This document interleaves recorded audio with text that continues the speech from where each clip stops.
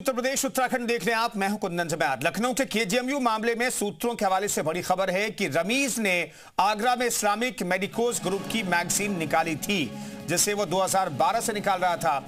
इस मैगजीन के जरिए रमीज मुस्लिम छात्रों को हिंदू लड़कियों का धर्मांतरण कराने के लिए उकसाता था और एडमिशन लेने वाले मुस्लिम छात्रों को मैगजीन देता था। रमीज के निशाने पर कट्टर विचार वाले मुस्लिम छात्र थे। मैगजीन के कवर पेज पर इस्लामिक मेडिकोज लिखा था और इसमें रमीज खुद आर्टिकल भी लिखता था। रमीज के अलावा 11 दूसरे लोग भी इस मैगजीन से जुड़े हुए हैं, ये दावा किया जा रहा है। इस्लामी मेडिकोज नाम के एक मैगजीन निकालता था डॉक्टर रमीज, जिसे गिरफ्तार किया गया है।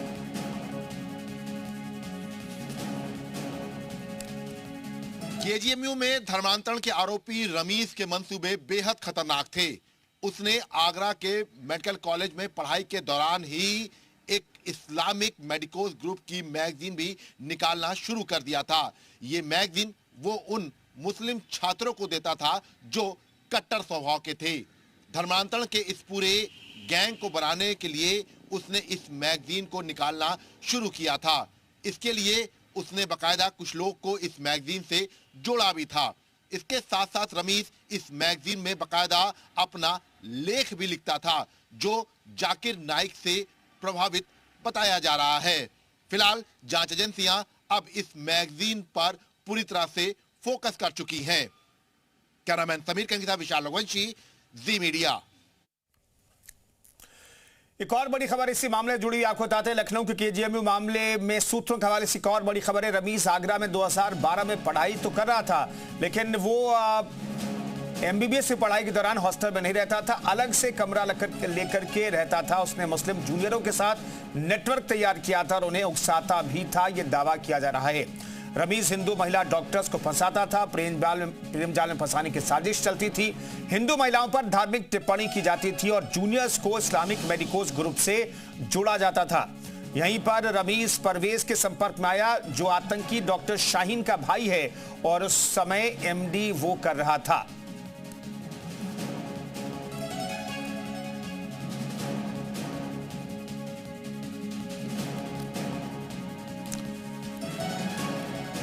तो तमाम मेहमान भी हमारे साथ मौजूद हैं। इस मामले में जानकारी के साथ साथ हम इस पर चर्चा करें, कितना खौफनाक ये पूरा नेटवर्क हो सकता है। इस पर बातचीत करने के लिए के जैन साहब, पूर्व डीजीपी, हमारे साथ मौजूद हैं।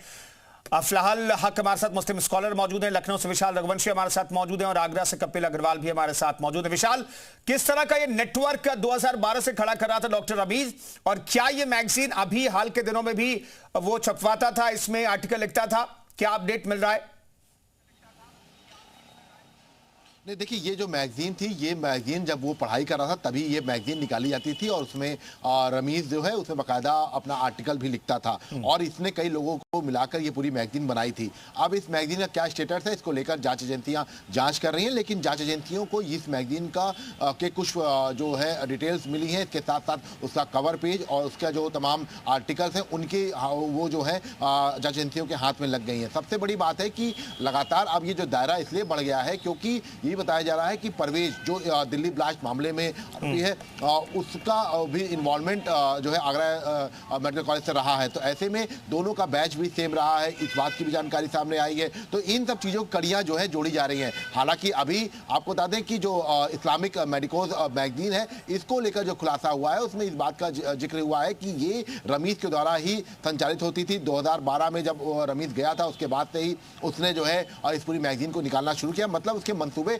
बेहद खतरनाक थे और सबसे बड़ी बात है कि ये पूरी मैगजीन आगे जब तक वो वहां पर रहा तब तक निकाली गई। हालांकि इसकी मैगजीन का आगे क्या स्टेटस रहा, कौन कौन इसमें रहा, इन सब चीजों को लेकर जांच एजेंसियां अभी जांच कर रही हैं। लेकिन इस मैगजीन को निकालने जाने का मकसद था कि तमाम जो कट्टर जो छात्र जो मुस्लिम आते थे उनको जो है धर्मांतरण के लिए प्रेरित करना था कि धर्मांतरण कराए, लंबे समय तक कराया जाए। और इसके साथ साथ इस पूरे सिंडिकेट के जो तार है वो इस मैगजीन से भी जुड़े हुए बताए जा रहे हैं। हैं। अब चूंकि देखिए जांच एजेंसियां लगातार इस पूरे मामले को लेकर जांच कर रही हैं, लेकिन तार जो है वो आगरा के मेडिकल कॉलेज से जुड़ते हुए नजर आ रहे हैं और अब एसटीएफ की जो टीम है वो भी इस पूरे मामले को लेकर आगरा की जो तमाम जो तार है उनको खंगाल रही है और इस मैगजीन के भी तमाम डिटेल्स को भी खंगाला जा रहा है। हालांकि इसकी फंडिंग कहां से होती थी, ये छपती कहां थी और ये अगर चल रही थी तो ये अभी इसको कहां पर बिल्कुल और किस स्केल पर ये मैगजीन छप रही थी ये भी जानना बेहद जरूरी। कपिल हमारे साथ आगरा से मौजूद हैं। कपिल, इस मैगजीन और डॉक्टर परवेज के साथ साथ डॉक्टर रमीज को लेकर के क्या हलचल है वहां पर? क्या लोग बता रहे हैं 2000, चूंकि ये पुराना मामला है, 13-14 साल पुराना मामला है, तो क्या ये मैगजीन तब छपती थी, किस स्केल पर छपती थी, ये कुछ जानकारी मिल पाई है?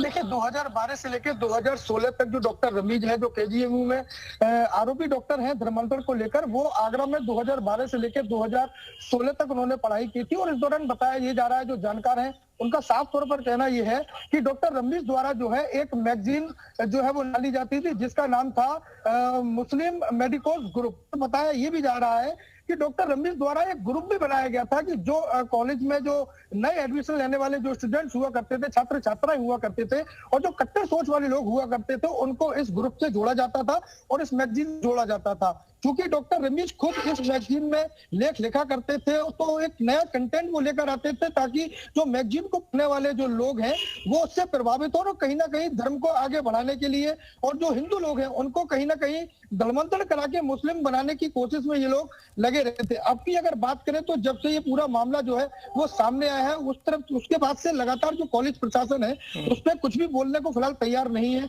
उनका साफ तौर पर कहना ये है कि क्योंकि ये मामला बहुत ज्यादा पुराना है, वो उस दौरान यहाँ तैनात भी नहीं थे और किसी तरह की उनको कोई जानकारी भी नहीं है। इसके अलावा जो यहाँ तमाम जो जूनियर डॉक्टर्स हैं या जो स्टूडेंट्स हैं जो मेडिकल की पढ़ाई कर रहे हैं, उनसे भी हमने जानने की कोशिश की क्या उन्होंने किसी मैगजीन के बारे में कोई जानकारी उनको हुई है या किसी तरह के किसी ग्रुप के बारे में उनको जानकारी हुई है। तो फिलहाल अभी के जो स्टूडेंट है उनका साफ तौर पर कहना यह है कि अभी इस तरह की किसी भी मैगजीन या ग्रुप के बारे में उन्हें जानकारी नहीं है। हो सकता है क्योंकि ये मामला जो है लगभग 14 साल पुराना है, तो उस दौरान के जो स्टूडेंट्स हो वो कहीं ना कहीं इस पूरे मामले को लेकर जानकारी रखते हो। जी AK जैन साहब हमारे साथ पूर्व डीजीपी भी मौजूद हैं। आप जैन सर, चूंकि हम इस मसले पर पहले भी चर्चा कर चुके हैं क्योंकि बहुत ही सेंसिटिव मामला है। एक डॉक्टर जो सिर्फ धर्मांतरण का खेल नहीं खेल रहा था, उसके साथ शाहीन से भी, डॉक्टर शाहीन से भी जुड़े हुए बताए गए और अब तो आगरा से कनेक्शन भी स्टैब्लिश हो गया। डॉक्टर परवेज वहां पर मौजूद था जो MD कर रहा था और ये डॉक्टर जो धर्मांतरण का जो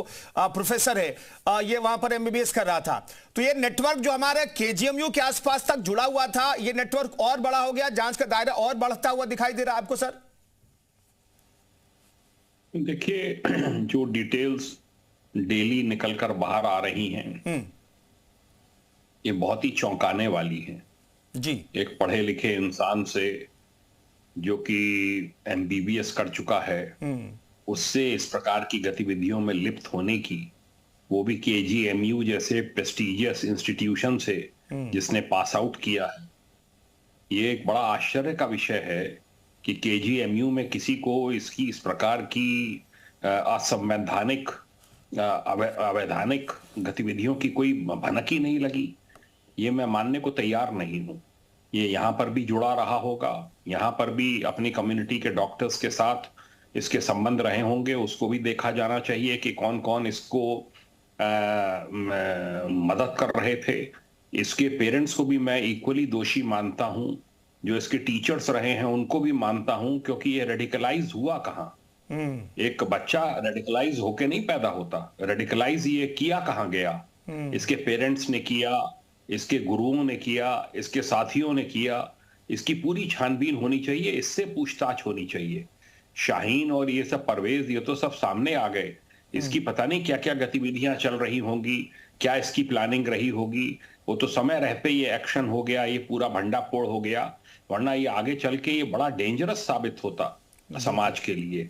और ये मैं इसको विघटनकारी एक तरह का तत्व मानता हूं। और इस प्रकार की सोच रखना एक पढ़े लिखे आदमी के लिए, एक अच्छे बैकग्राउंड के व्यक्ति के लिए बहुत ही शर्मनाक है, बहुत ही शर्मनाक है। और ये इंटेलिजेंस एजेंसीज और जो एनफोर्समेंट एजेंसीज हैं उनके लिए भी भविष्य के लिए एक बड़ा चिंता का विषय मैं मानता हूं। बिल्कुल।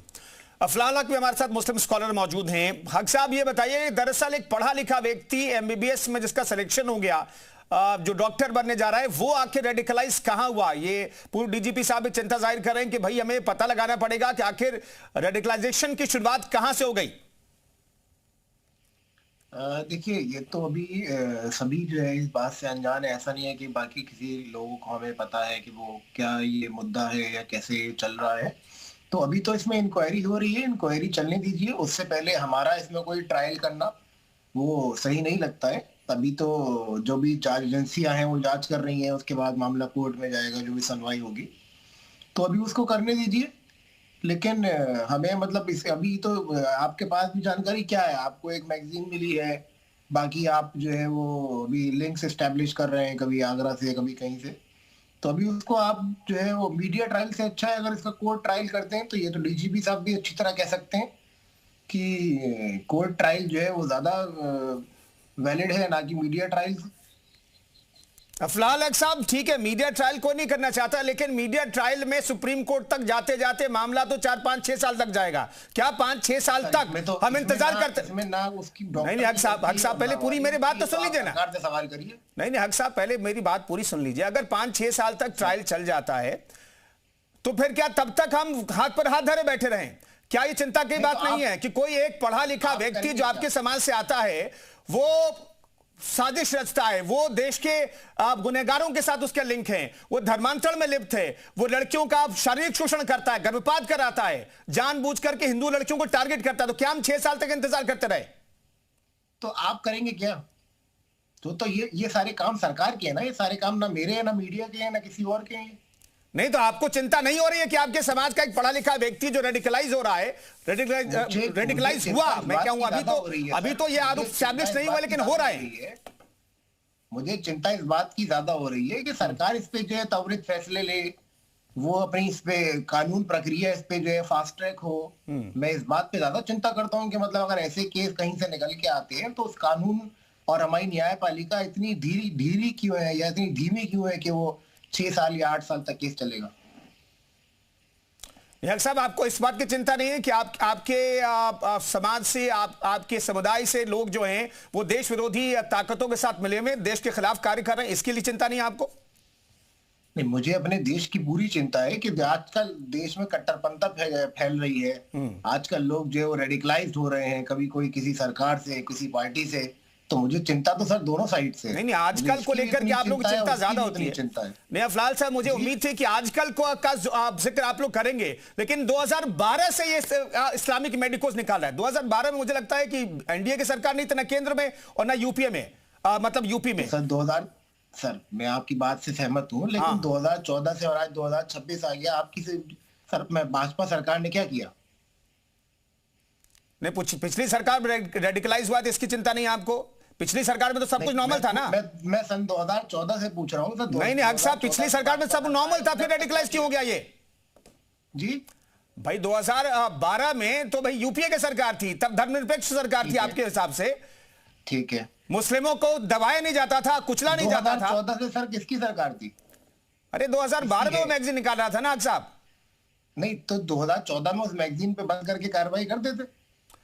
जैन साहब दरअसल मौजूदा सरकारों पर आरोप या ये जितने मुस्लिम स्कॉलर हैं वो मर देते हैं कि भाई वजह है, लेकिन 2012 में इनके हिसाब से तो कोई वजह नहीं थी, क्योंकि यूपीए की सरकार थी और वहां पर धर्मनिरपेक्ष सरकार कथित तौर पर थी।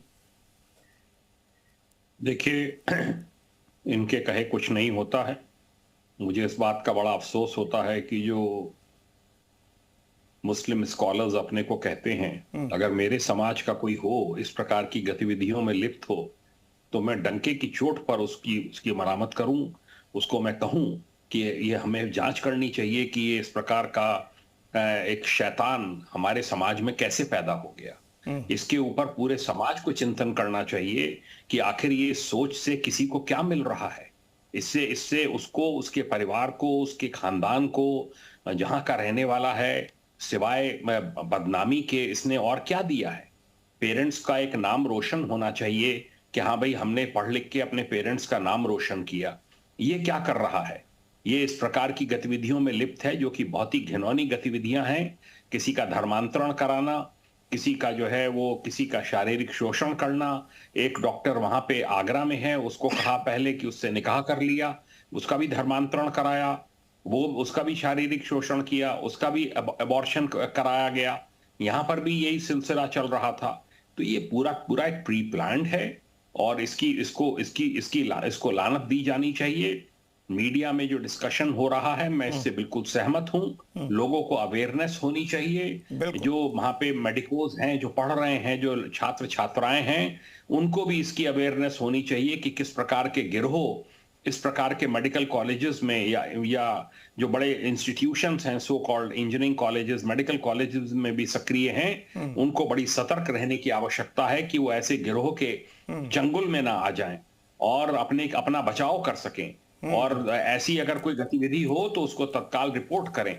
इस जो महिला डॉक्टर ने जिसने रिपोर्ट किया है, इसको साधुवाद है कि उसने इस पूरे नेक्सस का, पूरे रैकेट का एक पर्दाफाश किया। इसकी छानबीन होगी। अभी इसमें बहुत सी बातें निकल कर आएंगी और किन किन का इन्वॉल्वमेंट है वो निकल कर आएगा। और जो मीडिया में इस पे डिस्कशंस हो रहे हैं, ये मैं इन डिस्कशंस को बिल्कुल फ्रूटफुल मानता हूं। इसमें कोई मीडिया ट्रायल नहीं है। ट्रायल तो इसका पता नहीं कितने साल के बाद होगा। इसमें अवेयरनेस के लिए, एक समाज में एक चिंतन के लिए समाज भी स्वयं इसका चिंतन करे कि इस प्रकार की गतिविधियों में ये संलिप्त कैसे हो गया।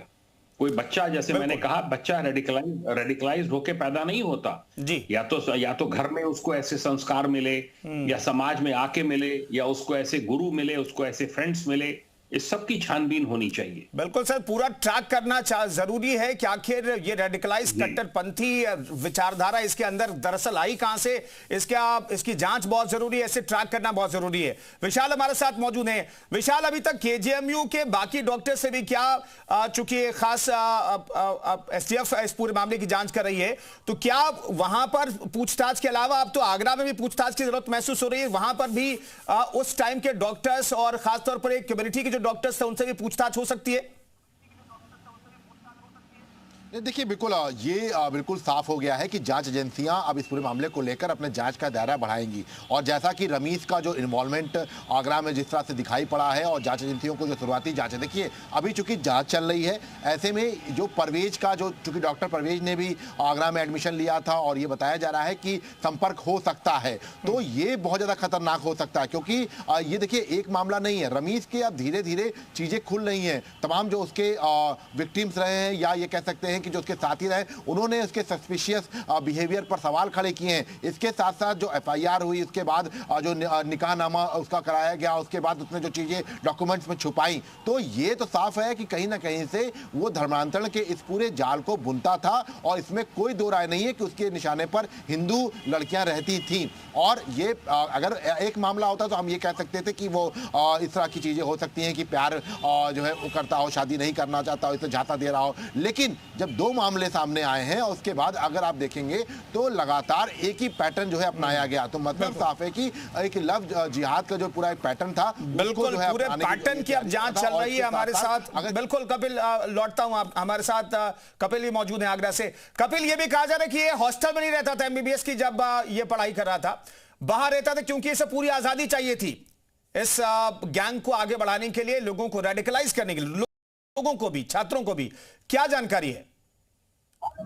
देखिए, ये जो जानकारी आपको मिली है, यही जानकारी अभी यहाँ जो है चर्चाओं में बनी हुई है कि जो डॉक्टर रमी था वो हॉस्टल में नहीं रहता था, बल्कि उसे आजादी चाहिए थी, इसलिए वो अपने अलग किसी दूसरे स्थान पर रहता था। हालांकि अभी जैसा कि हमारे साथी लखनऊ में जो है विशाल जी, उन्होंने बताया कि सिर्फ रमीज का मामला नहीं है, इसमें जो परवेज है वो भी आगरा में ही एसएन मेडिकल कॉलेज से उन्होंने पढ़ाई की थी, उसके भी तार कहीं ना कहीं इससे रमीज से जुड़े हुए हो सकते हैं। तो जो सुरक्षा एजेंसियां हैं या जो अन्य एजेंसियां हैं, उनको कहीं ना कहीं अब जो दायरा जो है वो बढ़ता नजर आ रहा है। आगरा की भी जो आंच है वो कहीं ना कहीं आगरा तक भी पहुंच रही है। अब सुरक्षा एजेंसियों की जो आगे की जो कह सकते हैं मंजिल होगी, वो कहीं ना कहीं आगरा जरूर होगी। तो इसलिए कहीं ना कहीं आगरा में जो एसएन मेडिकल प्रशासन है वो इस बात को लेकर कहीं ना कहीं सचेत बना हुआ है कि आने वाले दिनों में इसकी जो आंच है वो एसएन मेडिकल कॉलेज पे भी पहुंचेगी। तो उसको लेकर भी शायद कह सकते हैं कि जो एसएन मेडिकल कॉलेज का प्रशासन है वो पूरी तरह से नजर बनाए हुए। जी, तो कुल मिलाकर के एक ही कट्टर सोच वाले लोग अगर एक जगह हो तो दोनों के बीच कनेक्शन की पूरी आशंका शब्द का इस्तेमाल कर रहा हूं मैं, क्योंकि दो नेगेटिव सोच वाले लोग एक साथ यहां पर मिले और दोनों के बीच कनेक्शन जरूर हुआ होगा, ऐसी आशंका व्यक्त की जा रही है। इसकी जांच हो रही है। बहुत बहुत धन्यवाद तमाम मेहमानों का चर्चा में शरीक होने के लिए। अभी वक्त हो चला एक छोटे से ब्रेक का। ब्रेक के बाद आपको दिखाएंगे दिल्ली से आगरा तक इनकम टैक्स की रेट।